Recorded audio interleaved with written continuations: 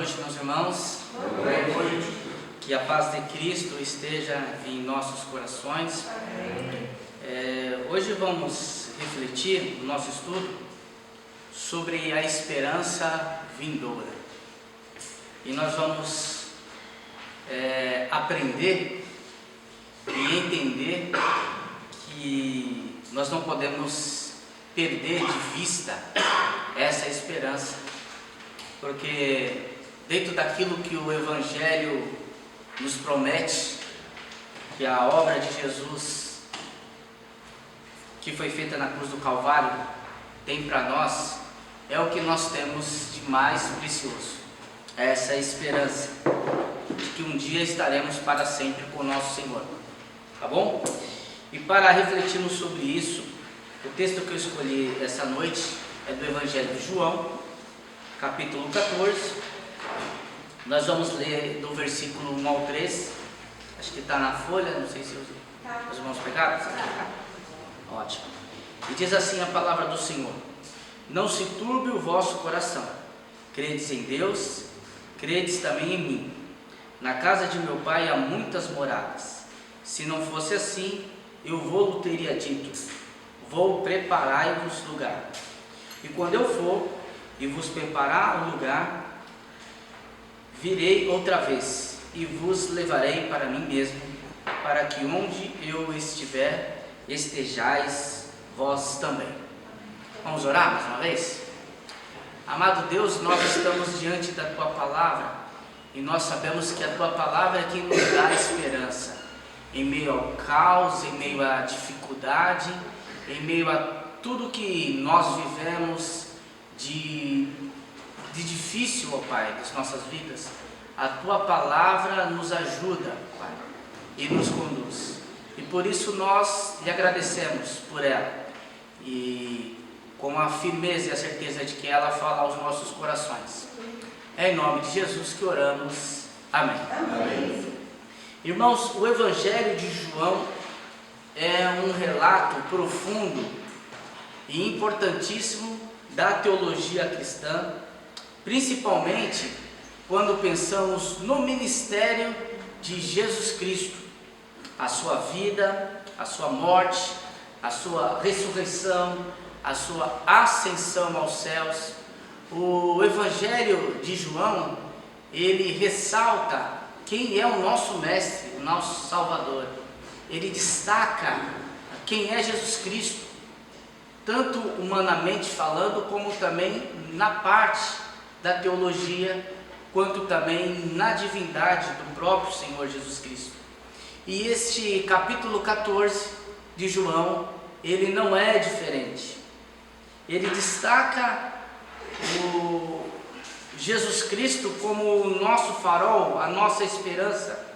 E nesses versos, os seus discípulos, eles são carregados de promessas e garantias importantíssimas para suportar as dificuldades que esperavam os seus discípulos e os seus seguidores.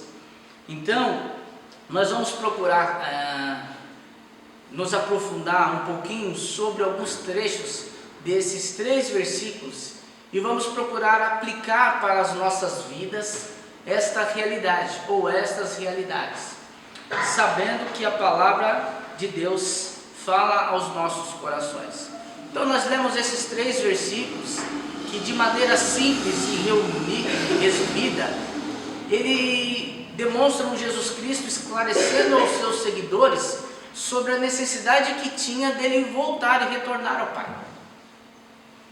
E aí nós vemos, não lemos o restante do texto, mas nós sabemos também que no decorrer dessa história, Jesus apresenta outras revelações importantes que passariam a fazer parte da vida dos discípulos e da mesma forma também da nossa vida.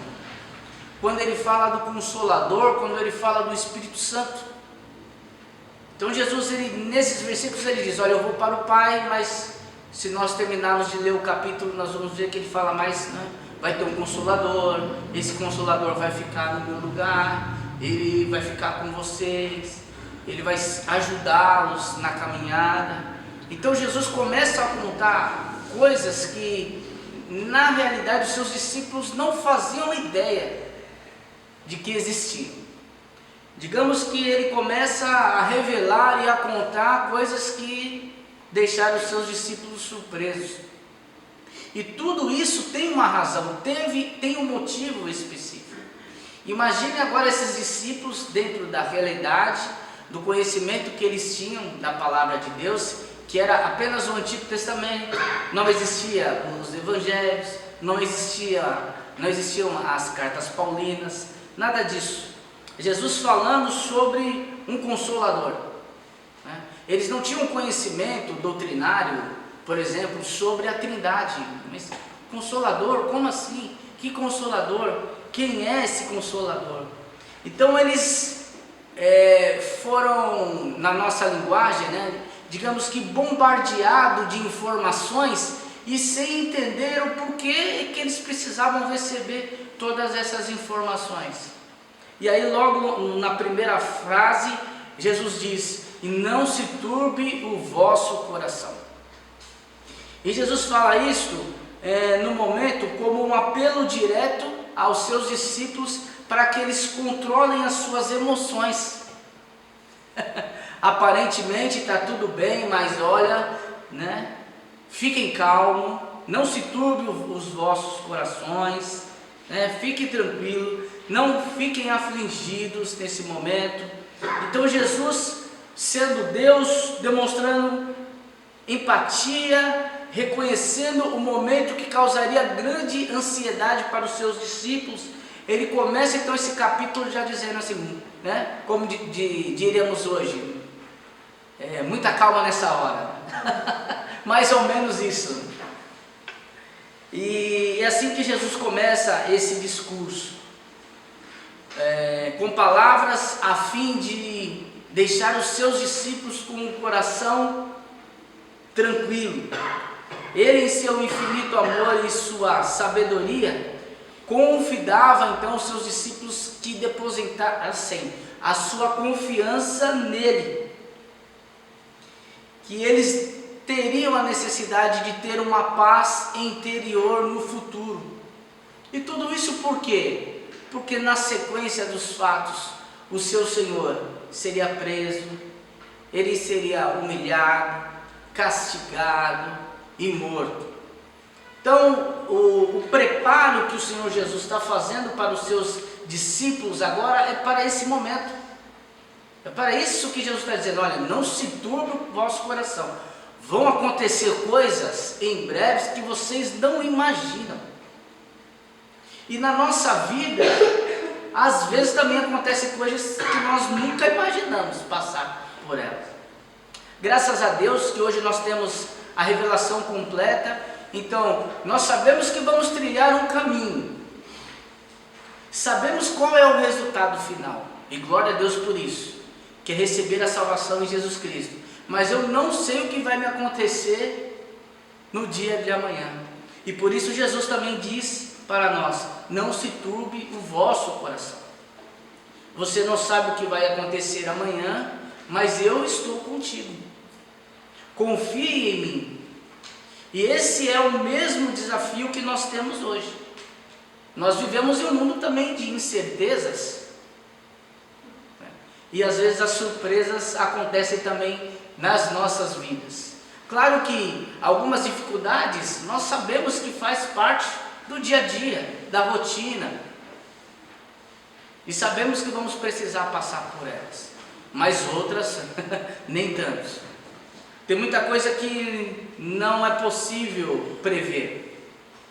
E para os discípulos, essa caminhada, aquilo que ia levar, esse discurso de Jesus, o que eles queria alertar aos seus discípulos, de fato não passava pela cabeça deles. Mesmo com as Escrituras informando sobre a necessidade do sofrimento do Cordeiro.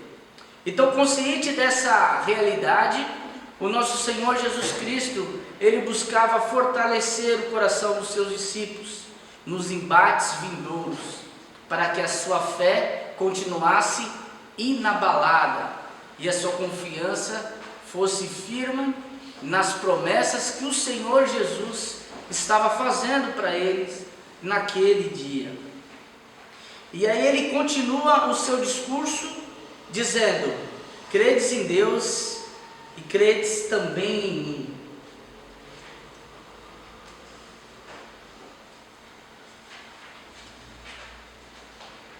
Aqui nós vamos, da mesma forma que eu disse na introdução, já encontrar afirmações de Jesus no Evangelho de João, né?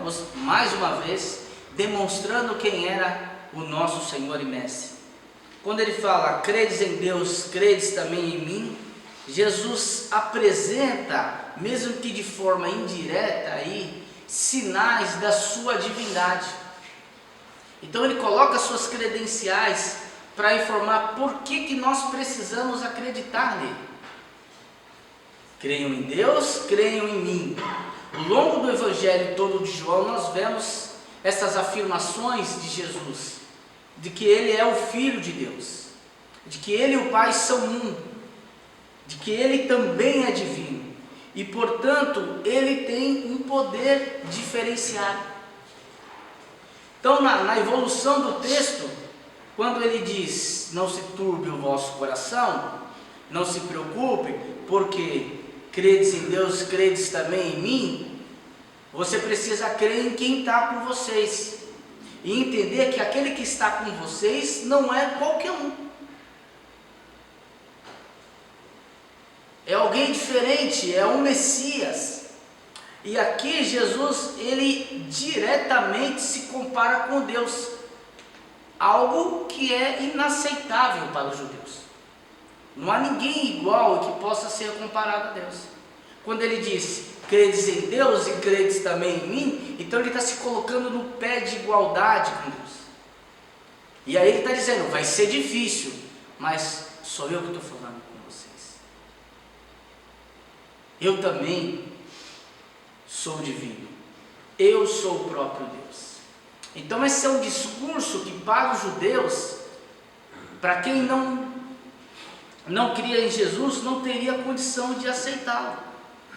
Em Jeremias capítulo 10, versículo 6, está escrito: não há ninguém semelhante a ti, tu és grande, e o teu nome é poderoso. Aqui o Jeremias está dizendo sobre o Senhor, que não há ninguém semelhante ao Senhor. Ou seja, essa era uma comparação que não poderia ser feita. Ninguém poderia se comparar a Deus. Credes em Deus e da mesma maneira, ou semelhantemente, credes em mim. Ninguém poderia fazer isso. Só quem poderia fazer isso é o verdadeiro Messias.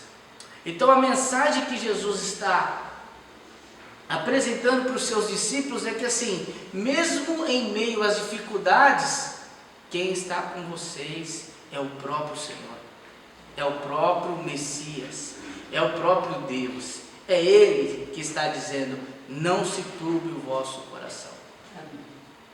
E às vezes nós nos deparamos com a realidade das nossas vidas e com esses imprevistos que acontecem, e esquecemos de confiar no Senhor, de entender, de perceber que aquele que nos chamou e que pediu para que confiássemos nele é o próprio Deus. E isso é o que deve trazer conforto aos nossos corações. Em Isaías capítulo 45, 5 e 6 diz: eu sou o Senhor e não há outro, fora de mim não há Deus. Aqui o que Isaías está dizendo é exatamente a mesma coisa do que nós lemos em Jeremias, que fora do Senhor não há Deus. E quando nós pegamos esse texto e confrontamos com a palavra que Jesus diz aqui, fica bem claro que Jesus está dizendo que Ele é o próprio Deus, Ele é o próprio Senhor. E este é o motivo pelo qual nós devemos confiar no Senhor, por sabermos quem Ele é. E claro, existem dificuldades e nós vamos nos deparar com crenças com ensinamentos de que Jesus não é efetivamente Deus, por outras religiões e até por religiões que se dizem cristãs e que vão dizer que Jesus é um Deus, mas se ele é um Deus, ele é um Deus menorzinho, né? Proporcionalmente diferente, mas Jesus é o mesmo em essência com o Pai e com o Filho, portanto ele é o mesmo em poder. E essa passagem aqui de João capítulo 14 deixa isso bem claro, de quem é o nosso Senhor Jesus e do que Ele pode nas nossas vidas. E aí continuando, ele diz: na casa de meu pai há muitas moradas, né? Ou seja, o projeto do governo federal, minha casa, minha vida, né? Será que era disso que Jesus estava falando?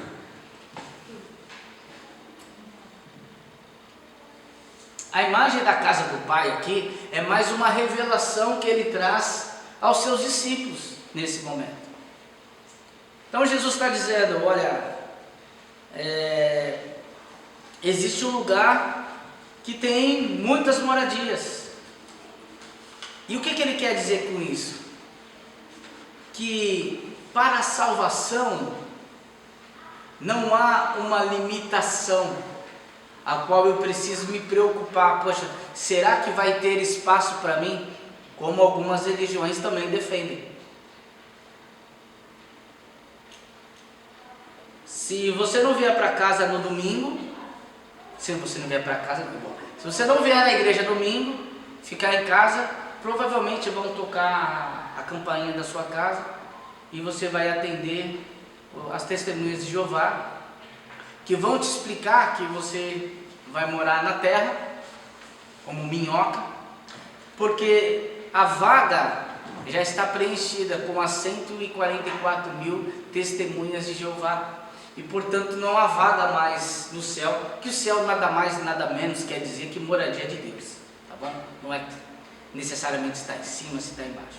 E por isso teremos um povo que são as primeiras testemunhas de Jeová, que vão ficar no céu, e nós vamos ficar igual minhoca aqui, morando na terra. Então aqui a ideia que Jesus está defendendo e revelando aos seus discípulos tem muita morada. É um lugar ilimitado de abundância, é um espaço de sobra, um espaço garantido para todo aquele que crê em Jesus Cristo. Mas olha, não é porque tem espaço de sobra que é para todo mundo, não. É para aquele que crê em Jesus Cristo. Esse detalhe é importante. Esse espaço, ele é totalmente suficiente para nós, porque ele foi reservado e preparado para nós. E talvez os irmãos estejam aí perguntando: peraí, Jesus então foi para a casa do Pai, e lá tem as moradas que nós precisamos. Sim, tem as moradas que nos foi prometida.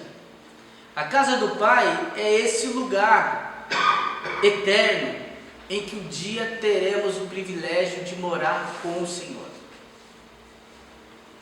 É um lugar em que teremos o prazer de ver as promessas do Senhor cumpridas em nossas vidas.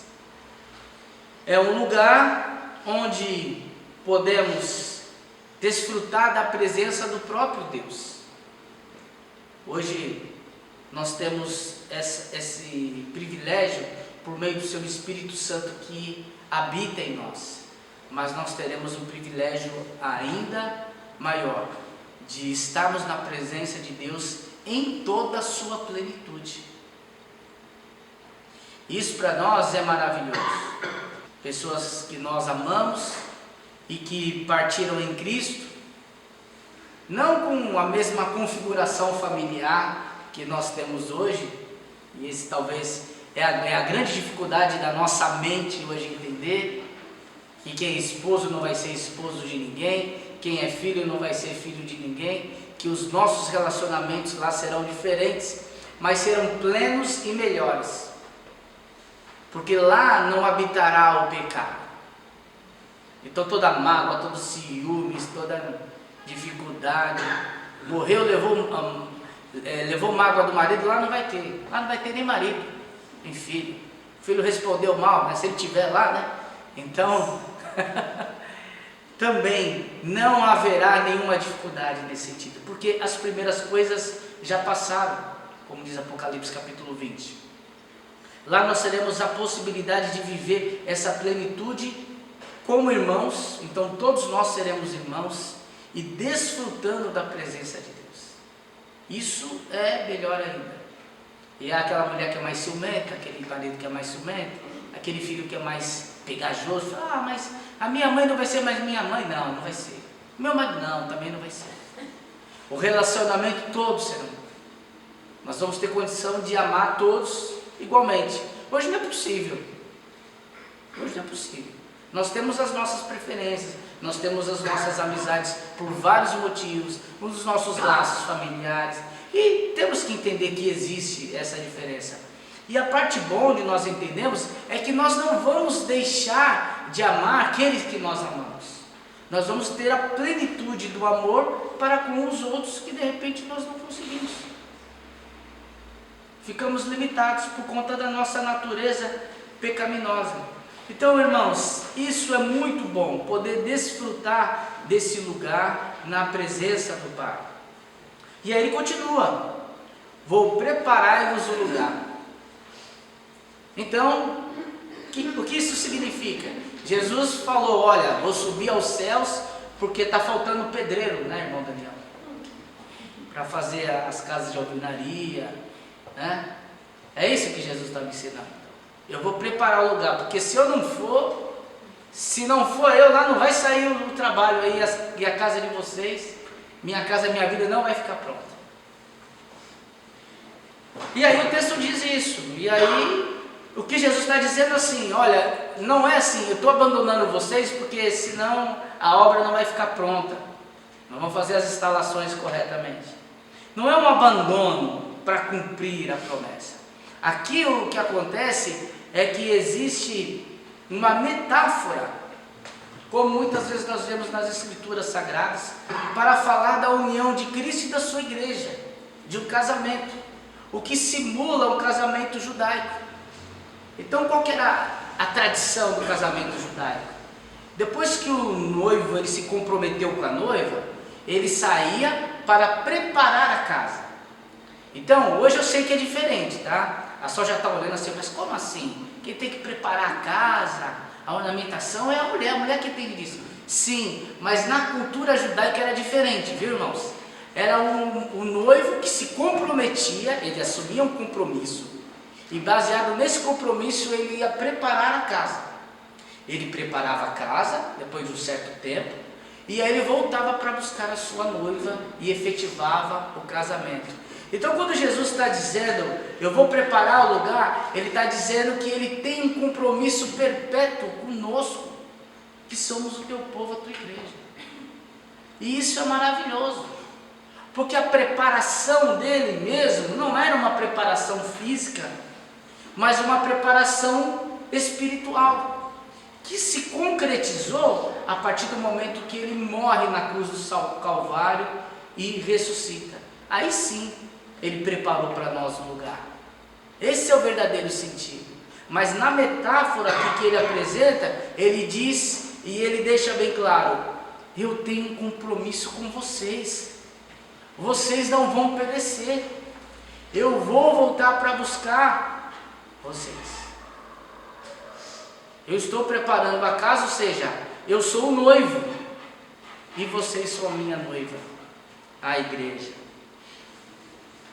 Então, a questão aqui, não se preocupe, irmãos, não é que faltavam profissionais para o serviço de alvenaria no céu, não era essa a questão, mas é que existe uma promessa do Senhor, e essa promessa é um compromisso com o seu povo, com os seus filhos, um compromisso conosco, e o cumprimento dessa promessa se deu através da obra de Jesus na cruz do Calvário.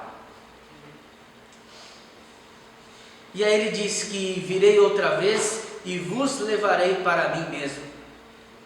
Então ele completa a mesma lógica e a mesma sequência do casamento judaico. Eu vou, ainda não fui. Tudo isso ele está explicando para os discípulos o que ia acontecer. Olha, aí eu vou preparar o lugar, depois eu vou voltar e vos tomarei para mim mesmo.